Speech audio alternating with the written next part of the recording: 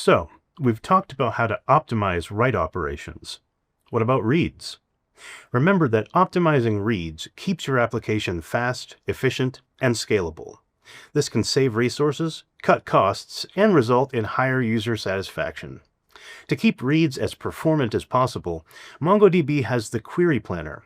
It determines the specific path of a query and which indexes to use.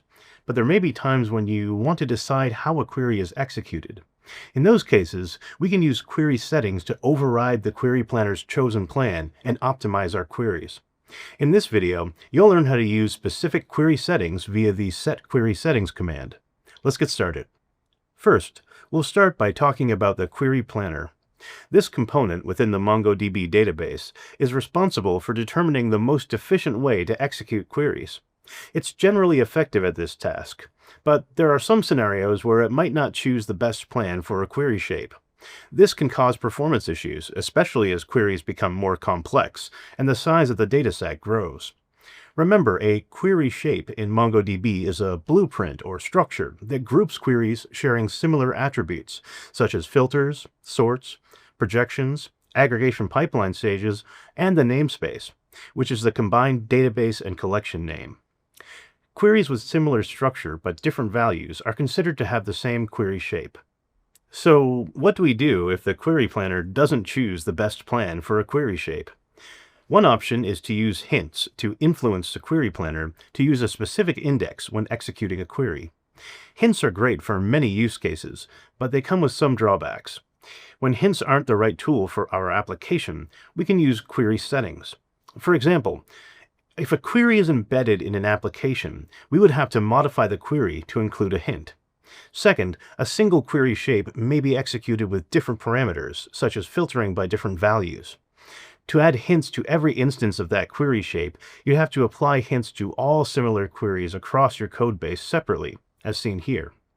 Applying hints individually to all of these queries inflates the workload and creates redundant code. Additionally, adding hints typically requires updating the application code and then redeploying the application, which can be time-consuming and impractical.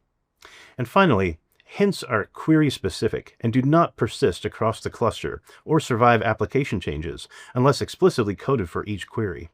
So using hints does not always work, depending on your application needs. Query settings are a good alternative because they persist at the server level, remain in effect across cluster nodes, and even continue after database restarts. To use query settings, we use the db.admin command, a MongoDB shell method that lets us run administrative commands at the server level.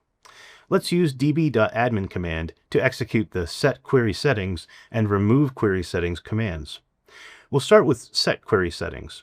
This command lets us control how the query planner handles specific query types based on their shape. It works with the find, distinct, and aggregate commands. Let's take a look at the syntax.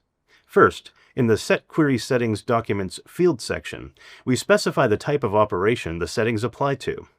We provide the command type as the field and the collection name as the value. Here, we specify a find.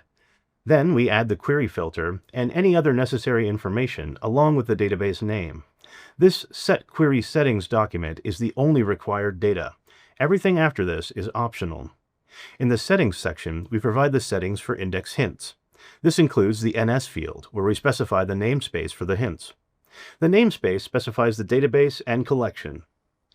In the allowed indexes values, we list the indexes that the query can use. Outside of the settings section, we have two more optional fields. Query framework allows us to specify the query framework that we wish to use between the classic framework and the slot-based execution framework. For more details on these frameworks and how they work, check out the MongoDB documentation. Finally, the reject option, if set to true, forces the server to reject any queries that match this specific shape and throws an error that the query was rejected. This is set to false by default. Before we make any adjustments to query settings, it's a good practice to first analyze the query using the explain method.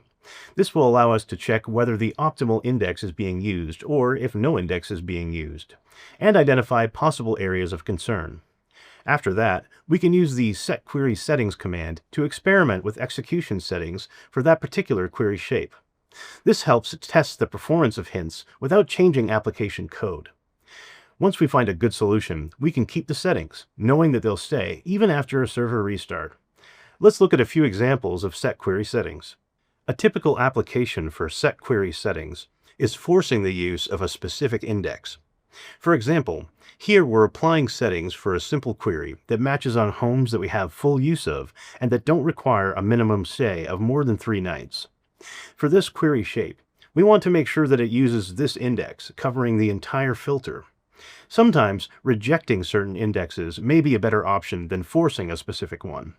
We can also do that with the setQuerySettings command by excluding those indexes from our allowed indexes field. For example, here we provide 3 indexes that are allowed, but we didn't include the index that we specified previously. After making changes with setQuerySettings, we can use the explain method again to check for improvements.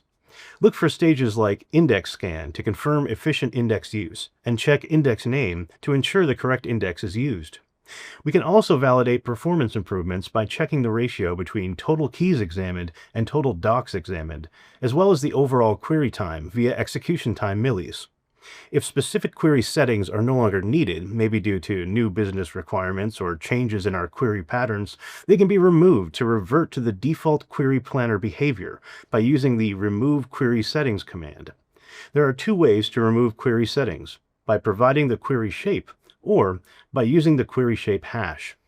Removing query settings via a query shape is straightforward, but does require that we know the shapes we're using. Then, we simply supply the shape to the remove query settings command as seen here. Alternatively, we can supply the query shape hash value for the settings. We can use the aggregation framework to list the current query settings and find the query shape hash associated with a specific query shape. To find all of the query settings in place, we can use this statement. The output will include documents where each document represents a query shape, its settings, and the query shape hash. We can then copy that hash value and paste it into our remove query settings command in place of the query shape. Continue learning about query optimizations and earn your skill badge through the link in the description. Nice work! In this video, you learned how to apply specific query settings for a query shape using the setQuerySettings command. This will help improve query performance when the query planner doesn't pick the best plan. You also learned how to remove the query settings when they're no longer necessary using the remove query settings command. With this information, you can take a systematic approach to optimizing your query performance in MongoDB.